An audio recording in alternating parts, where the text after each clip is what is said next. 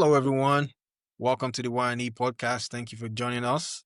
And if you haven't subscribed, please make sure you hit the subscribe button, like, share, and also engage with us in the comment section. We want to hear from you. And today we're discussing the news that broke a few days ago from Sokoto State in Nigeria. And it's about the government of the state planning to give out some monitoring allowances to the Islamic schools in Sokoto State. And it looks like they're also going to be giving some of the mosque monthly allocations ranging from 300,000 naira to 500,000 naira. So the goal is to help them boost Islamic propagation and promote Quranic memorization among the children in the state. This news is a shocker to me because I don't really know if this is what's needed at this point in our country, especially in that state. And, news like this really makes me wonder if the governor or the people in the state really understand the kind of job they're supposed to be doing for the people. How is giving money, how is giving allowances for imams, for mosque, going to better the lives of his people? What do you think? I mean, this is to tell you or to show the level of madness taking place in that country. And this is a misplaced priority, and there should be clear separation between the state and the religious bodies. Giving out money to imams, giving out money to mosques, to propagate religious Islamic activities, Quranic recitation. I don't really see how that helps, the state economy, how that will boost, the economy of the state, or how that will contribute to the growth of the, state economically. I think this is a great priority. And then in one of our episodes, I said it, that over time, the youth has been clamoring for, a place in leadership. When you give them the position, they don't know what to do with it. This is one of the examples of that. This, looking at him, the governor, he looks quite young, but the problem is that it looks like he has no idea. He has no idea what he's doing.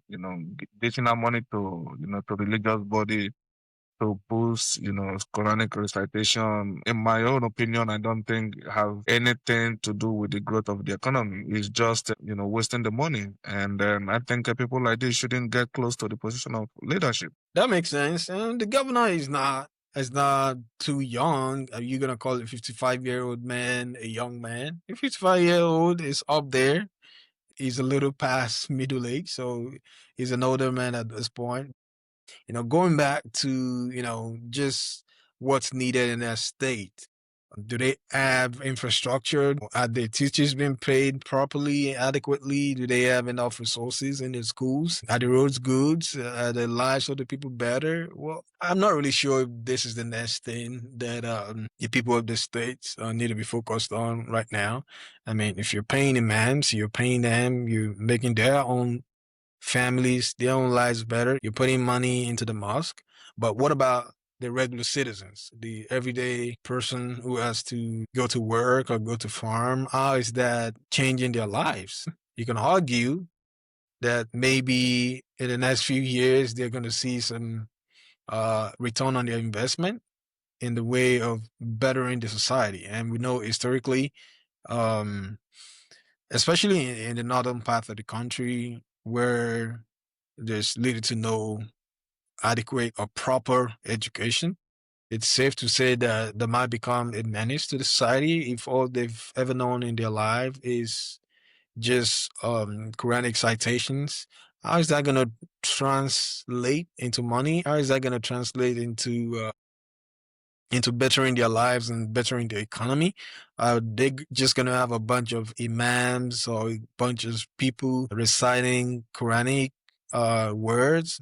How is that going to make them money? How is that going to help them feed themselves and feed their families in the future?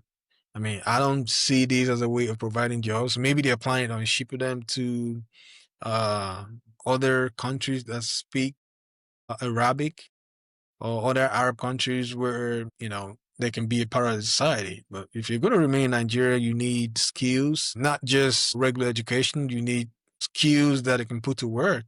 I mean, a 4-year degree, a 5-year degree may not be the solution because we know the economy is always changing, the world is always changing, but they need to find something permanent that these people can do and then invest in that thing. Maybe they need to go learn a trade. Maybe they need to do some construction work. Maybe they need to find a better path that will make their lives easier. So what happens after they graduate from these Quranic schools? Are they going to start their own Quranic schools? Are they going to become teachers? I mean, if you're graduating hundreds and thousands of students each year, where are they, what are they going to do? Are they going to back in the labor market, doing menial jobs to make ends meet? I think the government needs to be thinking long term, but it doesn't look like they have their priorities in order at this point. Yeah, I completely agree with you. That money could have been put to a better use. Maybe use it to, fund people's education, use it to send people to school, use it to train people on the technology, how to work with technology, especially with this era of AI, to better equip the youth and the people of the state for the future that is looming.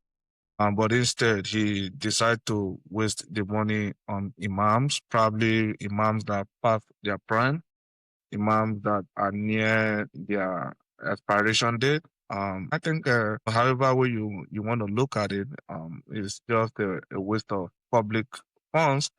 But I guess the people of the state have no problem with that. It looks like at this point we're just taking a Panadol for another person's migraine or headache. But I also understand that Sokoto State is not a theocracy, despite the fact that it's an Islamic state, but is within the confines of a democratic country, which is Nigeria. So it's not a theocracy. It's not like Iran that they should be catering to the religious leaders. Like I said, however way you want to look at it, this is just a misplaced priority. And I honestly and truly think that people like this shouldn't get close to the position of leadership. Have we solved the problem of the people? If we really want to, to probe into, Sokoto State, how much do they even contribute to the corpus, like to the FAC?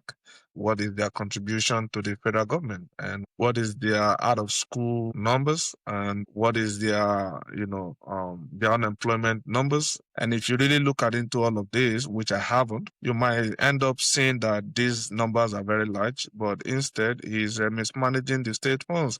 This funds comes from other states, comes from maybe Delta State, River State, Bayelsa, Southwest, and tomorrow they tell you that they don't consume alcohol. Every month end, they take a private jet to Abuja to share from from the FAC, and then turn around and go use the money for something that is completely unproductive. And like I said, someone like this shouldn't get close to to the state boss. It doesn't really make sense at all. And maybe it's Godfather pushing for this, looking for funding for their mosque, for their imams. Yeah, I mean, as a leader, I would think you should know better. I mean, they're still suffering from banditry and terrorism. They're suffering from extremist groups popping out of the wood in the state. They're struggling with their farmers going back to farm. People have been displaced, instability all over the place. And all they're focusing on is pumping money into mosque and pumping money into Islamic schools and giving some money to the imams. I don't see these as a long-term solution. Maybe it's a temporary solution to keep people from causing mayhem or causing problems on the street. Eventually, the money will dry up. And even if the money don't dry up, it's not a lasting solution to the problems that they're facing. And the money can definitely be put to a better use that would yield some uh, quick ROI for the state. But unfortunately, we don't have a seat at the table where all these decisions are being made.